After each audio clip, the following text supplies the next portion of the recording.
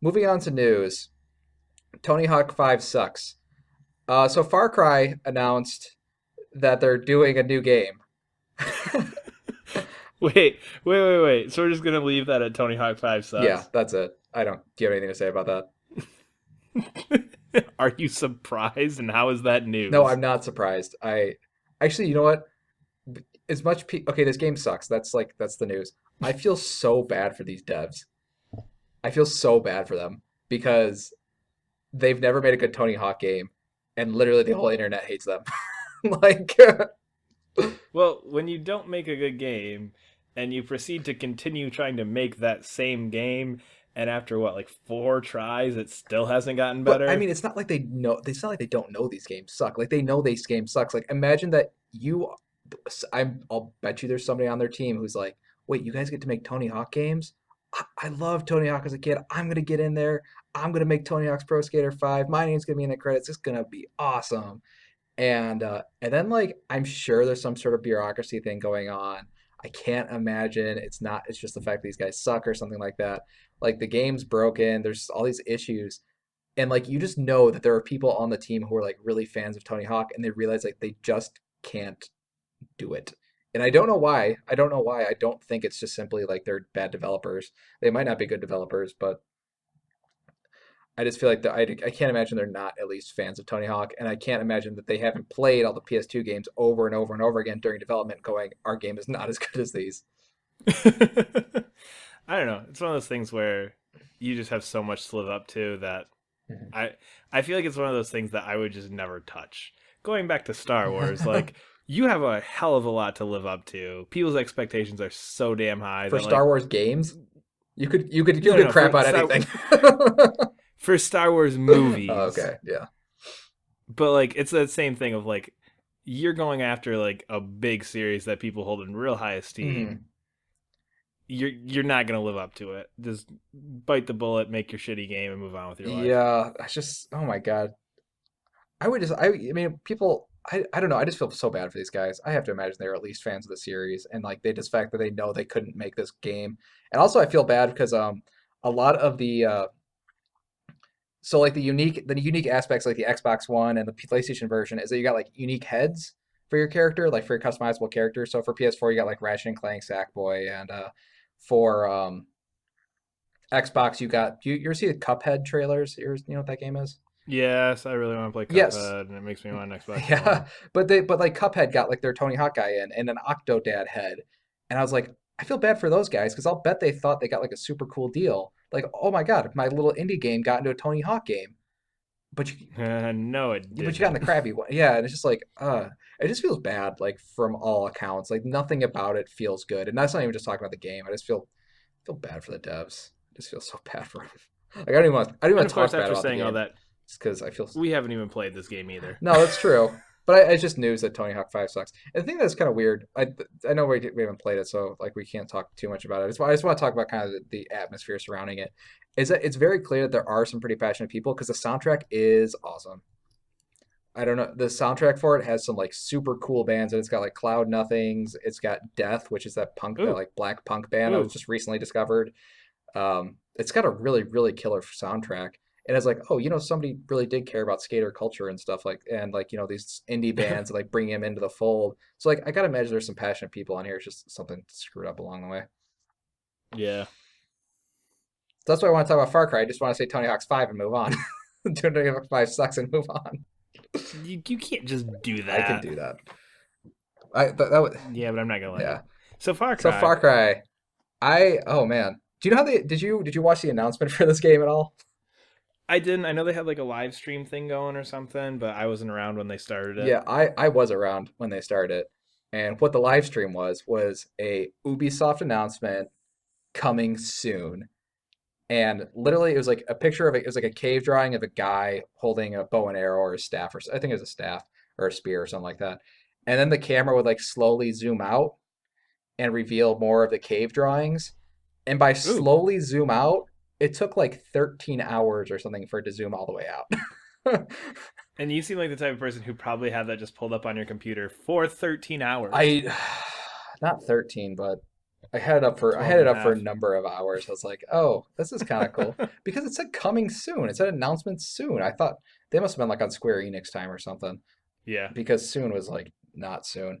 But I will say at the end of all that, I thought it was kind of an okay way to announce the game. I wasn't like too mad. It wasn't like because it was only a day long. It wasn't like a 3 day long Deus Ex excursion. Yeah. I feel like if you go much longer than that, that's where you're going to have problems. Yeah, I think what it is, I think they sort of noticed that people are sort of getting frustrated because the game had been sort of announced and there's been kind of like, because I don't know, I guess with all these like worldwide companies, sometimes they don't all like communicate well. So like it's like Ubisoft Sweden had announced Far Cry Primal. Um, Yeah. so they just released a trailer and holy shit, game looks awesome. How much Far Cry have you played? I played Far Cry 1, And Crisis. You know, okay, did you play Far Cry 1? nope. Wait, have you played any Far Cry? I played Far Cry 2 for about 2 hours and thought, damn, this game is huge. I don't want to drive my car through Africa for the next 40 hours and turned it off. And then Far Cry 3 I did play, and Far Cry 3 I did like, and I loved Blood Dragon. So I've really only played 3. Okay, that's like modern Far Cry. Yeah. But like, I don't know. It's just one of those things where there's something about Far Cry that just never jumped out at me. Hmm. So it's one of those things where almost putting the Far Cry label on this game that I feel like isn't necessarily. I mean, Far Cry they've kind of gone with, oh, it's not a series, it's a Idea, yeah. experience type idea, which I get, but putting the name Far Cry on it already puts like I'm not a huge fan of. I didn't like Far Cry 2 from the couple hours I played it and just never went back. Hmm. And Far Cry 3 was good, but it wasn't great. So just putting that name on it kind of makes you go, whatever. I would have more preferred if you just went 10,000 BC, the shooter. Yeah, but you know what? The thing I do kind of appreciate about this game is that this game would not have been made if it was just called 10,000 BC the shooter. Like Yeah, Ubisoft would not this honestly feels like to me anyway. This feels like one of those like small passion project games that just got a big budget. Um, I guess that's kind of true. so yeah, so like when I think about this game, is like somebody had because there's actually a developer diary that came out with it. That's actually really kind of interesting because they talked about how it got made. Is like apparently it's just like a small group within the Far Cry team had come forward to like the suits and said, "Hey, we want to make this game." So it was kind of like one of those like passion project games. Like and then I guess Ubisoft just said, you guys have given us like because I will say at the very least the Far Cry games that they have taken some chances in certain aspects. Like Far Cry 3 had kind of like at least they said they had a unique story with like the whole insanity aspect. Far Cry 4 had like a Yeah, pretty unique environment. I actually do want to play Far Cry 4 now that I think about it. yeah, it's one of those games this time I like someday. Yeah. But it's more on my someday soon list. And now that they're like kind of like they realize like that they can use the Far Cry brand to bring this game to a lot of people who wouldn't have looked at it otherwise, and they can give it a budget for a game that this game like this never would have gotten. I guess that's true. Because if you look at it kind of as Blood Dragon, which I love Blood Dragon, Yeah, but I don't necessarily love that blood. I don't necessarily love Blood Dragon for the gameplay and the yeah, thing itself. I love Blood Dragon for the aesthetic. But to me, when I first saw this, I thought, oh, Far Cry 4 DLC. That's a weird way to do hmm. that. And then realized, oh no, it's like full standalone game. That got me more excited. Yeah, how do you feel about that? No, I'm fine with that, and it doesn't really change anything in my perception of it. Again, I think this is a great idea. I'm interested just because I can't off the top of my head come up with very many games that fit this time period. No, there's Carnivore's Ice Age, which was a fun hunting game I played when I was 10. Are you freaking serious? Yeah. I love that Dude, game. Carnivores is sweet. Oh my God. Dude, okay, Oh my gosh. real quick. So you know those Monster Hunter games, like for Yeah. Capcom? When I first heard Monster Hunter, I was like, holy shit, they're making like carnivore games. They did not. There is like no carnivore games except for carnivores. They need to bring that game back. That game, it was like, so for those of you who haven't heard, I feel like that was like such like almost like a budget title for PC Yeah. in like the late There's a 90s. PS3 It was there's a basically, PS3 remake, by the way. I don't know if you know about that. are you freaking Yeah, you can go get it for serious? like $10 right now. It's actually pretty good. Oh my gosh. So, I sat and played that game so much, but it's basically like picture like what you would think like a Cabela's game is, yeah, where you pretty just go much. and hunt stuff, but you're hunting dinosaurs. Yeah. And the 10-year-old me thought that was the coolest thing on earth. Okay, now think about that. Now keep that image in your head. Now it has a triple A budget, and it's coming out on, And no dinosaurs. huh? And no dinosaurs. Oh God, you are this. That is so stupid. Okay, let me get on the dinosaur rant real quick. I like dinosaur games. We've had so many dinosaur games. Like really, we really have. Like what? Like Uh, what? we've had Turok, we've had carnivores. Then there's like a shit ton of dinosaur games coming out, like Ark. Um, what the hell's that other dinosaur game? Um, So the Turok series, which hasn't had a release in about 5 years, I, an indie game, Dino and Crisis. a I mean, I guess we haven't had a dinosaur game in a long time, but we've like never had an Ice Age game. Like we have like one Ice Age game or two. But okay, here's the thing. that's because the Ice Age doesn't have Okay, but here's dinosaurs. the thing: is like I know what it's like to play a game where I shoot velociraptors. I know what it's like in a game to fight a T-Rex.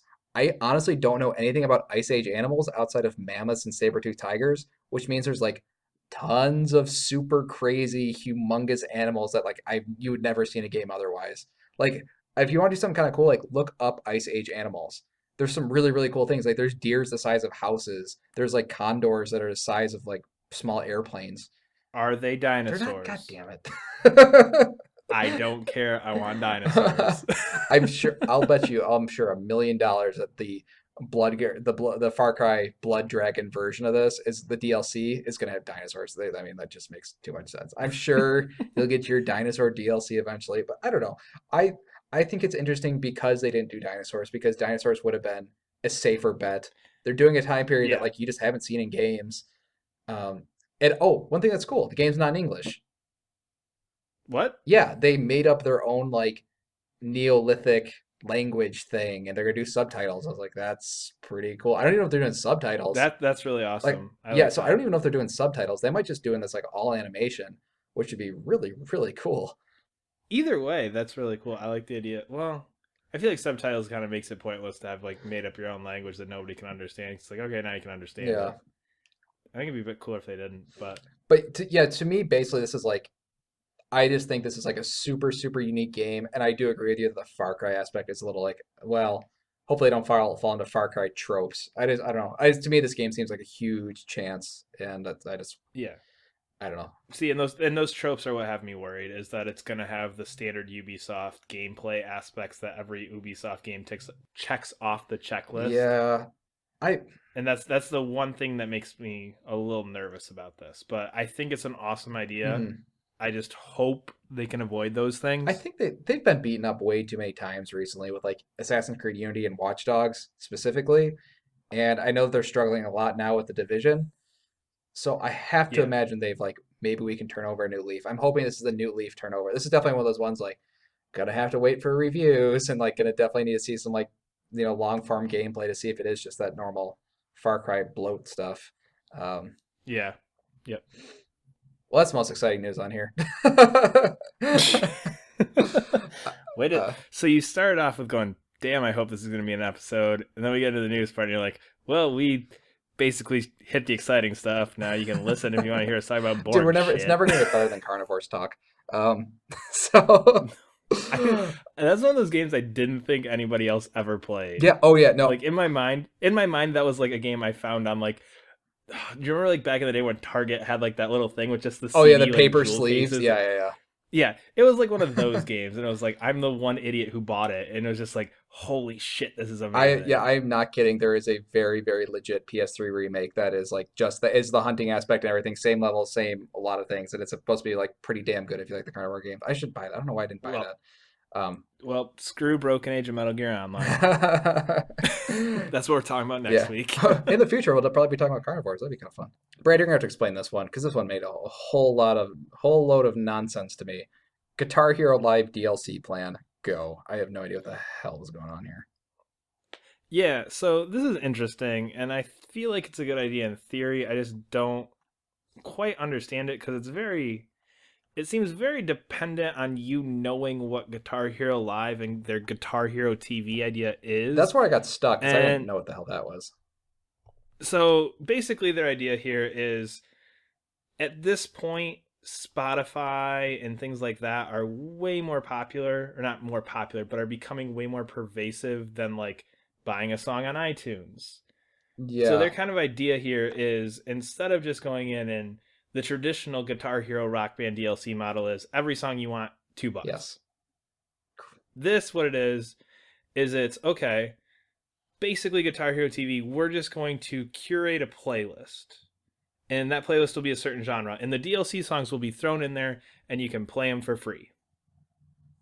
Okay. But here comes the Yeah, but, no, I and still it didn't even get the almost to first me, part, but continue.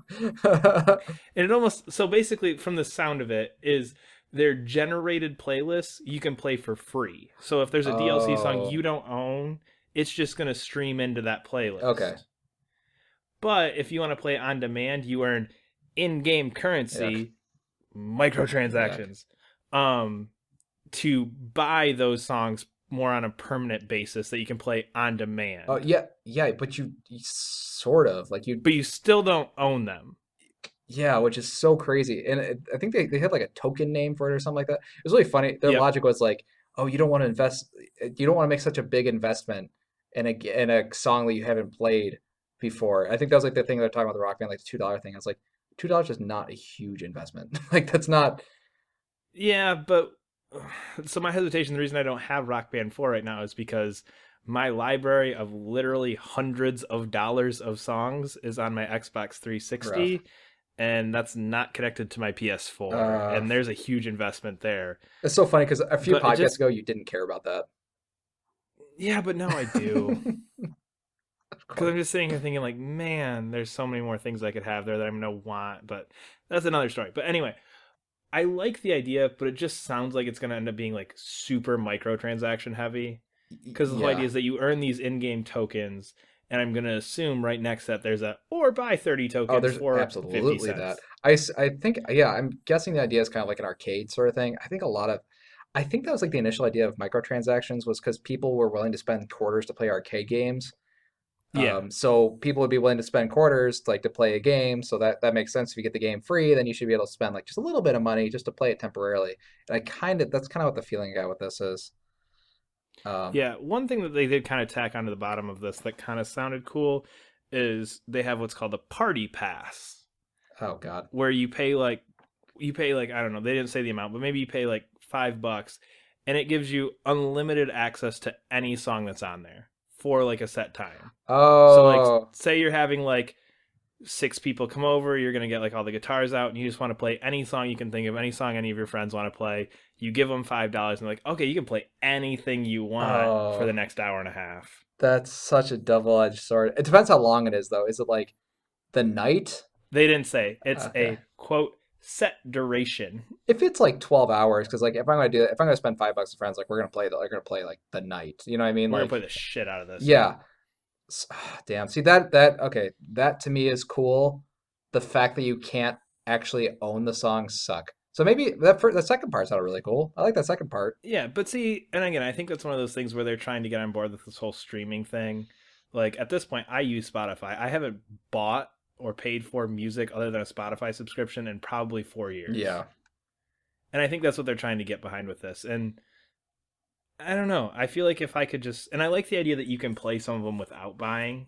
Hmm. So, for example, if you go to like the alt rock playlist, it's like, oh yeah, here's the 5 songs I own plus 3 that I don't own. And their whole idea was, oh well, maybe you'll discover a new song. And kind of Guitar Hero and Rock Band when they first came out really introduced a lot of music to a lot of people, Yeah. and this is kind of their way of continuing that tradition, which I do like because there are several bands that I listen to now that I never would have heard of in a million years if it wasn't for Guitar Hero or Rock Band. Yeah. I get I get the lot. I This is one of those things that sounds nice when people say it out loud, but then like when you think about Mm-hmm. sort of the I don't know, the microtransaction shit. Every time I hear microtransaction, it makes me nervous. And it's not like, and to be Yeah, fair, like the Guitar Hero playlist looks like crappy. The first, yeah, so what I, okay, this is like the reason I will not get the game is like I don't think they did this on purpose, but I could see them easily doing this on purpose. Is that they have you get like some pretty good songs and not a lot and a lot of not so good songs in the initial one, but look at all these super awesome songs that you can get streaming. That's ex yeah. But again, the fact that they're opening up a chunk that they're opening them up in limited access form in a free way anyway I just feel like that's gonna be all the is good songs. You know what I mean? Yeah, probably, but I don't know. It's one of those things where I feel like what were we talking about? Street Fighter 5, where we were talking about their DLC plan, where it's Oh, like if you really think about it, it sounds really cool and really consumer friendly and really nice, yeah, but there's so much hatred, not hatred, yeah. so much like backhandedness that's happened with DLC over the past few years that like it's hard to sit here and go, that's really consumer friendly, that's really cool, that's going to work really well without having that thought in the back of your mind of how are they going to screw me out Yeah, of and it this? always comes down to like it's funny. It's always just comes down to not necessarily the concept, but like the price and the times, and that's like usually what it is. Because Yep. well, actually, this is probably a pretty good segue into Metal Gear Solid 5 DLC. Yeah, Yeah. Speaking of that was great I'll pretend. values, Yeah, I'll pretend like that was all on purpose. But yeah, hell yeah, it was. so yeah, what it comes down to is kind of like what you're getting for your little microtransaction thing. Is it permanent? Is it not permanent? Is it speeding up an arbitrary bar that was slowed down so you would pay more for microtransactions? Does it have, oh my God. Okay. I was a little I felt a little bad about trashing on Tony Hawk 5 because I really do think some of those devs care. And I think that, there's probably a small team at Activision, and they didn't get like they don't get the same guys they get for do Call of Duty, but holy effing shit, this this this Metal Gear Solid 5 stuff. Okay, so some things that came out with the uh latest update. So Metal Gear Online came, which was fun. I guess that's okay. Yeah, and pretty much free. Yep, and then Granted, it probably should have been free to begin with. yeah. Now here comes the crazy shit. Okay, so the forward operating base or FOB was so Metal Gear Solid 5, there's a part so you build mother base and then you get the option later to build a second mother base called a forward operating base. And this is sort of where the multiplayer aspect comes in, is that people can invade your base and like steal your guys. Did you ever touch that, by the No, I way? didn't. I just played offline the whole time. I just reaped all the benefits of keeping a bunch of guys at the second base open. Um, Perfect. but people can invade your space and you can invade other people's, so you can like steal their guys and they can steal your guys. Um, which sounds, I don't know. That doesn't interest me at all because that's not what I played Metal Gear Solid for. Um, but what it does allow them to do is a lot of shitty microtransaction stuff. So when the game first released the shitty microtransaction stuff, in order to build more forward operating bases, you need to buy these special coins that can literally go up to 50 or $60 just for the coins to build more bases. Yep. Okay, so that was the beginning. That was like the beginning of the end. So then this update, you can now buy insurance. You can buy in-game insurance for your forward operating base. So if anybody steals your stuff, don't worry, you bought insurance, you'll get it back. You can also buy this is oh god this and then so you get that the forward operating base, and now there's a lot of stuff. There's a lot more forward operating base, a lot of microtransaction stuff that you can buy, and then they have these costumes. So the costumes are kind of cool. They're 99 cents each, which is kind of normal for these games. But they did costumes that are like really traditional to like Metal Gear Solid games, like to be in a Metal Gear Solid game. So they released Metal Gear Solid 3 costumes, which is kind of neat. I guess you could have those as DLC, so you can dress up your characters as some of the Metal Gear Solid characters. But they had this suit as one of the options that you could buy. And the thing that I don't like about the suit being a microtransaction dollar thing is that the suit is usually the greatest reward you can get in a Metal Gear Solid game. Yep. Yeah. It's the reward you get for like beating the game on the most extreme difficulty, the most whatever. It's the thing that I've never seen. Yeah, exactly. It's like, oh, that looks cool in screenshots and PlayStation Magazine. Um, Yep. and now it's just sort of like it's sort of that whole you can just buy it now. Like you can just buy it for 99 cents. That's just whatever. Um, and the funniest thing, and I can't believe I feel like there must have been a disgruntled worker who did this as a joke. Literally horse armor. Which Yeah, exactly. Which is like the most notorious of all yeah, DLCs because I think it's in the actually history of it was DLC. one of the first DL. I think it was one of, if not the first DLC, Yeah. and it was $5, and you got like ornamental like armor for your horse in Elder Scrolls Oblivion. And I think the fact that somebody that they put it in, I think somebody was being cheeky, and they're like, "Man, these things really suck. I'll bet I can get them to do horse armor. How crazy would that be if they actually did horse armor?" And then they actually got it Yeah. approved. Or somebody who's a genius went, man, if we put armor in here, people will talk the shit out of it, and there's a good chance a bunch of people will buy it because they'll think it's funny. That or they'll hear about the DLC in general, just because like, oh, Yep. how crazy they have horse armor. Oh, damn it. And now we're talking about Yeah, it. no, exactly. I mean, they are like they're a gambling, they're a casino company now. So I guess that shit doesn't shouldn't be really too Hmm. surprising. I mean, that's kind of what they do now. Yep. It sucks. Yeah. Moving on to some other news. Criterion sort of announced a game. Not Criterion. Yeah, I put Criterion. I meant the people who left Criterion. I don't remember their name. Yeah. Is this like two or three guys, or is this like Infinity Ward becoming? Oh shit. Who's the guys who did Titanfall? It was the head. It was like the top couple guys. I don't think it wasn't like the entire team. I think it was kind of the top two or three guys. Okay. Okay, I guess that makes sense. Like the ones making all the big time decisions, I think. Yeah, it's really. But yeah, Mhm. so they're working on something. It was something like not what I wanted them to do. And then they announced that, hey, we're going to make a spiritual successor to Burnout. And that's going to be our next game. And Burnout is awesome. Burnout is awesome. I I hope it's like I feel like the later burnouts they couldn't really destroy the cars too much because they were like licensed cars. But now Yeah. that I hope that I feel this is so weird, but I hope this racing game has unlicensed cars so they can just like beat the shit out of them. Yeah. That was kind of always the, yeah. I feel like the last Burnout game I really liked was like, oh God, I don't even remember. Hmm.